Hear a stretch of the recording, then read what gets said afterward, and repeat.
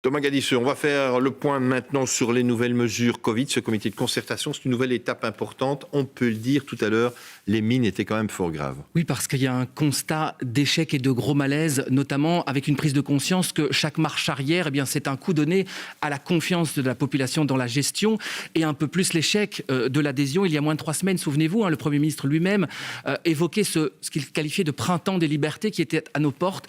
Le printemps, c'est donc pas pour maintenant, c'est au mieux le 19 avril, le 1er mai pour l'Horeca et la culture, mais ce n'est qu'un objectif, pas une promesse. On le rappellera, il faut être très prudent. Les dates durant cette crise ont souvent été signe de faux espoirs et puis un malaise pour expliquer comment se fait-il que des mesures très strictes ont été prises et sont encore en vigueur dans certains secteurs pour éviter une 3e vague qui, pour finir, a lieu. C'est le Premier ministre lui-même qui l'évoque.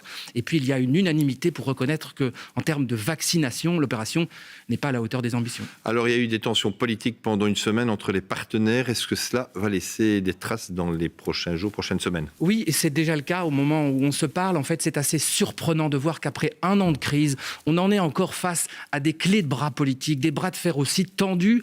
On va nous expliquer que c'est l'art du compromis à la belge, mais dans cette crise, tout le monde est perdant, notamment en termes de clarté pour la population.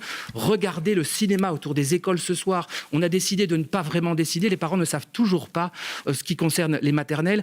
Le rassemblement extérieur, on est passé de 4 à 10 pour revenir à 4 en l'espace de quelques jours. Pareil pour la fermeture des métiers de contact. Alors, la Belgique ne fait pas figure d'exception dans ses rétropédalages forcément, mais peut-être qu'en termes de cacophonie politique, on se distingue.